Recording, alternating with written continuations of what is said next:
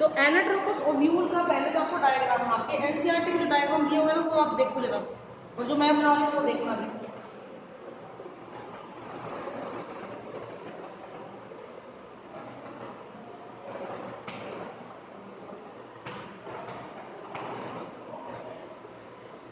कुछ नहीं है, आप एनसीईआरटी में इसको ऐसे दिखा रहे हो, मतलब अपसाइड डाउन कर रखा है। मैं ऐसे बनाती हूँ क्योंकि शुरू से मैं ऐसे बनाती आ रही हूँ, बुक में भी ऐसे ही है। अलग आपकी एनसीईआरटी में इसको उल्टा कर दिया, बाकी कुछ भी हो नहीं है। ठीक है, अब हम इसको लेबल करेंगे। पहले तो आपको डायग्राम बनाना आना चाहिए।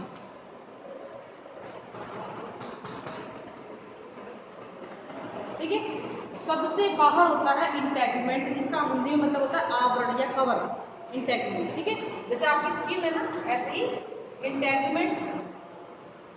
और इस पेपर में आता है बनाना, इसकी लेबलिंग कभी नहीं आती कि बनाना ही आएगा। ड्रॉ एंड एनाटॉमी, आपको पता होना चाहिए कैसे बनाना है, प्रैक्टिस करना है। ठीक है, ये जो हार्ड सी लाइन है दिस इज ग्राफिक, ये जो डॉटेड डॉटेड मैंने कर रखा है ना, ये है न्यूसेलस,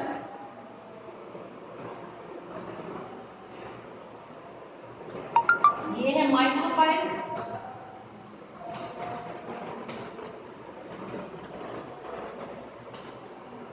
फ्यूनिकल, फाइलम। ठीक है, और बेटा ये वाली सर्कल तो ये इतनी ये गोला सा, इसको हम बोलते हैं पूरे को गोल, इस पूरे यहाँ से लेके यहाँ तक की चीज को एम्ब्रियो सेल। देखो एग, एग हमने अभी भी नहीं लिखा, एम्ब्रियो सेल। तो this is the structure of an anatropous ovule. यहाँ पे सबसे बाहर होता है इंटेगमेंट यानी कि कवरिंग, जिसमें इस पूरे ओव्यूल को कवर किया हुआ है। जैसे आपने अगर मटर छील ली हो तो मटर को आप छीलते हो, ठीक है, वो बड़ी वाली कोड को आपने छील दिया। फिर आप कभी ये ध्यान देना, जो दाना होता है ना, कभी आप उसको भी छीलना, उसका भी छिलका होता है, और फिर अंदर से दो बीज निकलते हैं, है ना। तो इस प्रकार से इंटेगमेंट होते हैं, उनको भी, उनको सीड कोट बोल देते हैं। ये ओव्यूल के इंटेगमेंट है, इसकी कवरिंग होती है। ये एक भी हो सकता है, दो भी हो सकते हैं, तीन भी हो सकता है, लेकिन तीन आवरण रेयर मिलते हैं, एक या दो ज्यादातर मिल जाते हैं। यानी एक कवरिंग, किसी में दो कवरिंग, किसी में तीन कवरिंग होती है तरीके से। जैसे लपेट दी किसी चीज को, आपने रैप कर दिया, ठीक है, रैपिंग होती है। उसके अंदर होता है बेटा आपका न्यूट्रिटिव टिश्यू, जिसको हम बोलते हैं न्यूसेलिस। न्यूसेलिस क्या काम करता है? नरिशमेंट का काम करता है। It gives the nourishment. किसको नरिशमेंट देगा? हवा में तो दे नहीं सकता किसी चीज को, इस एम्ब्रियो सैक को नरिशमेंट देगा। जब ये एम्ब्रियो सैक डेवलप हो रही होती है ना, जब अपना काम कर रही होती है, उस दौरान सॉरी, इसको नरिशमेंट देने का काम कौन करता है? ये न्यूसेलस। क्या नाम है इसका? न्यूसेलस। न्यूट्रिटिव टिश्यू है ये, ध्यान रखना, ये आगे फिर से काम आएगा, फिर आप भूल जाओगे न्यूसेलस कहाँ था। ओव्यूल के अंदर मिलने वाला, ओव्यूल के अंदर मिलने वाला न्यूट्रिटिव टिश्यू न्यूसेलस होता है, जो एम्ब्रियो सैक को नरिशमेंट देता है। ठीक है, फिर आता है आपका एंड होते हैं इसके, तो हर चीज के आपने पढ़ा होगा ना, अर्थ के भी दो एंड है, नॉर्थ और साउथ पोल, ऐसे ही इसके भी दो पोल होते हैं। इस वाले हिस्से को जो माइक्रोपाइल बोलते हैं, ये देखो मैंने सारे में इंटेगमेंट लगाया है, यहाँ पे इंटेगमेंट नहीं होता। ठीक है, तो ये क्यों नहीं होता? क्योंकि ये वो हिस्सा है जहां से पोलर ट्यूब घुसेगी अंदर। इंटेगमेंट के जरिए घुस सकती है, लेकिन इस एरिया पे आती है, वो क्यों आती है वो आगे बताया जाएगा। लेकिन आपको ये ध्यान रखना है, this is the micropylar end from where the polar tube enter into the ovule. समझ में आ गई? और इस माइक्रोपाइलर एंड के जस्ट सामने वाला एंड, ये वाला एंड, इसको हम लोग बोलते हैं बेटा चलाइजल एंड। ये ध्यान रखना, ये 2 मिनट बहुत काम आएंगे आगे जाके। Micropylar end, chalazal end, embryo sac, embryo sac के बाद न्यूसेलस, न्यूसेलस के बाहर इंटेगमेंट, ये इसका स्टॉक जिसको फ्यूनिकल, ओव्यूल का स्टॉक, जैसे फूल का एक डंडी होती है तो ओव्यूल की डंडी होती है, फ्यूनिकल बोलते हैं। और ये फ्यूनिकल जिस चीज से अटैच होती है ओवरी के अंदर, उसको हम बोलते हैं प्लेसेंटा। उसको हम क्या बोलते हैं बेटा? प्लेसेंटा। तो this is the structure of A typical anatropous ovule. Paper में इतना ही आता है कि एनाट्रोपस ओव्यूल का डायग्राम बनाओ 2 नंबर में, अगर फंक्शन भी पूछ लेते हो तो ये 3 नंबर का हो सकता है, उससे ज्यादा इसके बारे में पूछा नहीं जाता। यहाँ तक समझ में आ गया सबको? ठीक है, अब हम बात करते हैं कि ये ओव्यूल बना कैसे है, ये ओव्यूल बना कैसे। ठीक है, ये क्या है आपका मेगास्पोरोजेनेसिस जो प्रोसेस होता है ना, उसको हम बोलते हैं। ये ओव्यूल कैसे बना उसकी हम बात करेंगे।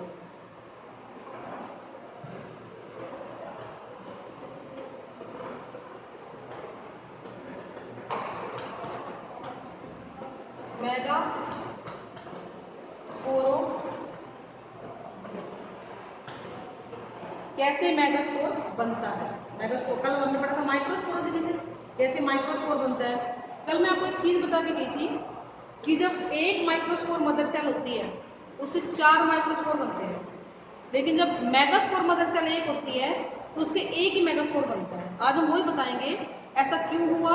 उससे पहले हम ये बताएंगे कि मेगास्पोर खुद कैसे बना, खुद भी कैसे बनता है।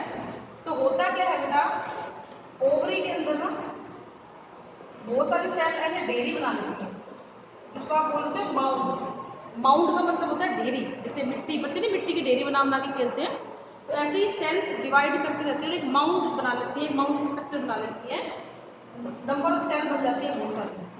उनमें से कुछ सेल बाहर की तरफ बढ़ना शुरू करती है ऐसे,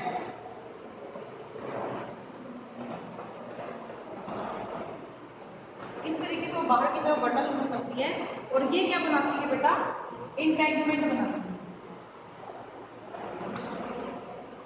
ये बनाएंगे इंटैगमेंट, ठीक है। अब यानी कि वो बाहर की कवरिंग बननी स्टार्ट हो गई। अब यहाँ पे बीच में कुछ सेल बहुत ज्यादा डिवाइड करती है और क्या बनाती है, न्यू सेल्स। और आपको ओव्यूल का डायग्राम याद करो, उसमें भी यही था, सबसे बाहर इंटैगमेंट फिर न्यू सेल्स। अब बीच की कोई एक सेल कहलाती है आर्किस्पोरियल सेल।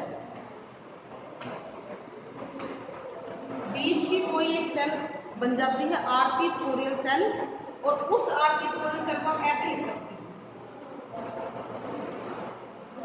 अब ये डेयरी ने एक रूप ले लिया है, डेयरी थी उसने एक रूप ले लिया है। इसमें ये तो है आपके इंटैगमेंट, ये है आपकी बाहर की सेल सारी,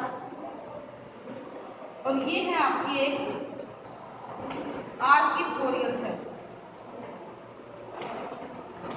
इस आर्किस्पोरियल सेल में होता है डिवीजन, और कौन सा डिवीजन होता है, सिंपल माइटोटिक डिवीजन। 2 सेल बन जाते हैं, पैराइटल सेल और स्पोरोजिनस सेल, ठीक है। तो ये बाहर वाली होती है पैराइटल सेल और ये अंदर वाली होती है स्पोरोजिनस सेल, ठीक है, स्पोरोजिनस सेल। या इसको आप माइक्रोस्पोर मदर सेल भी बोल सकते हो, ठीक है। अब ये जो स्पोरोजिनस सेल है या microspore mother megaspore mother cell जिसको आप बोल सकते हो। अब आपको पता है जिसको हमने मदर सेल बोल दिया, इसका मतलब वो म्यूसिस में जाएगी, जिसने आगे गैमेट बनाने हैं। तो ये जो सेल है नीचे वाली,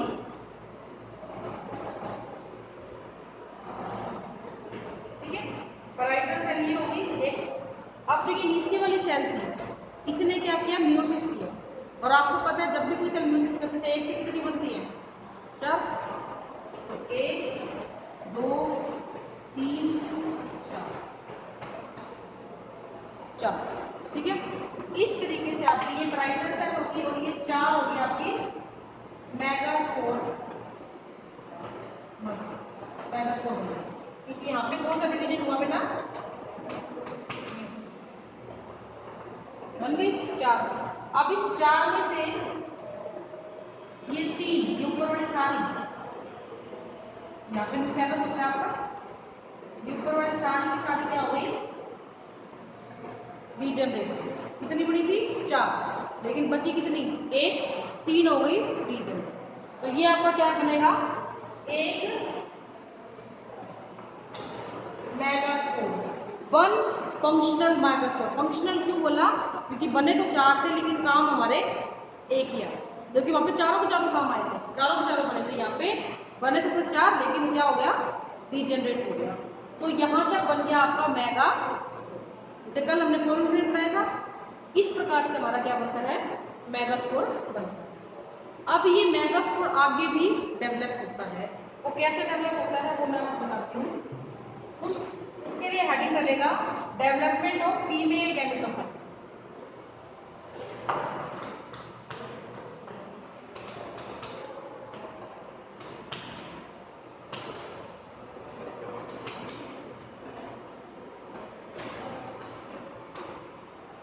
ठीक है, कैसे होगा, ये एक फंक्शनल मेगास्पोर बना, इसने अपने आप को बड़ा कर दिया।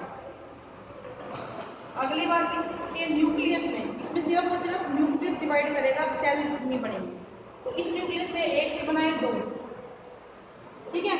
इनमें से एक न्यूक्लियस कहता है मैं ऊपर जाऊंगा, एक न्यूक्लियस कहता है मैं नीचे जाऊंगा, अपोजिट डायरेक्शन में पहुंच गए, ठीक है। तो यहाँ पहुंच के इन दोनों ही न्यूक्लियस ने एक और डिवीजन कर लिया। ये पूरी की पूरी सेल तो एक माइटोसिस होगी, पहला माइटोसिस, दूसरा माइटोसिस, दो हो गए। अब तीसरा माइटोसिस होगा, एक से बनी दो सेल, दो से यहाँ की तो नहीं बनेगी और यहाँ की तो नहीं बनेगी, चार, ठीक है। तो 1 2 3 4, 1 2 3 4, यहाँ तक समझ में आया। मेगास्पोर था वो जो मैंने वहां बनाया था, एक बचा था। इसके पहला माइटोटिक डिवीजन हुआ, 2 बने, दूसरा माइटोटिक डिवीजन हुआ, 4 बने, तीसरा माइटोटिक डिवीजन हुआ, 8 हुआ। अब इन 8 में से एक न्यूक्लियस कहते हैं मैं तो बीच में जाऊंगा, दूसरा कहता है मैं भी बीच में जाऊंगा। तो इनकी भी अब ऊपर जाने कभी नीचे जाने कहानी से याद कर लो। पहले 2 बने, अपोजिट डायरेक्शन में गए, फिर 8 बन के 1 2 बीच में आ गए, ठीक है। अब मैं यही बना देती हूँ। अब अगली कंडीशन कैसे बनेगी, इसके बाद वाली कंडीशन ऐसी बनेगी कि 3 न्यूक्लियस तो रह गए यहाँ, क्योंकि एक बीच में आ गया, और ऐसे ही 3 रह गए यहाँ, क्यों, क्योंकि एक बीच में आ गया। अब ये क्या बन गई आपकी एम्ब्रियो सेल, बनाई थी हमने एम्ब्रियो सेल ओव्यूल के अंदर। तो ये क्या बन गई बेटा आपकी एम्ब्रियो सेल। अब आप मुझे बस इतना बता दो, इस पूरी एम्ब्रियो सेल की प्लॉइडी कितनी होगी, यानी 2n है या n है?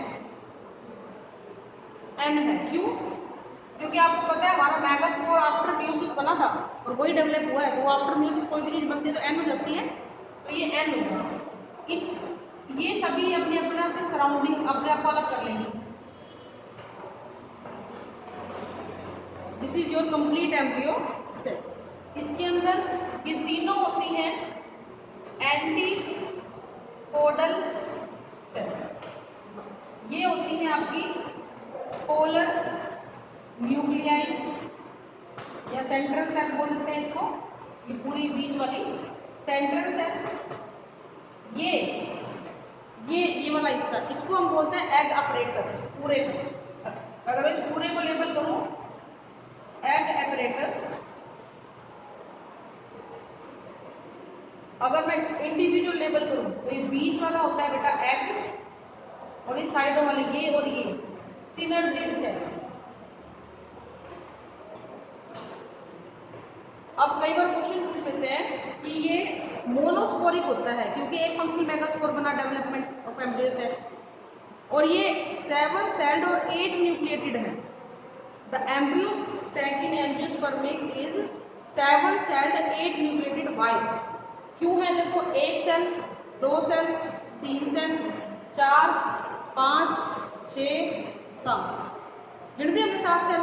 लेकिन अब न्यूक्लियस गिनो, एक ये रहा, एक ये रहा, एक ये रहा, 3 4 5 6 7 8, न्यूक्लियस कितने? 8। तो एक typical embryo sac have 7 celled 8 nucleated structure, और इसी प्रकार के एम्ब्रियो सैक को हम लोग क्या बोलते हैं? Polygonum type of embryo.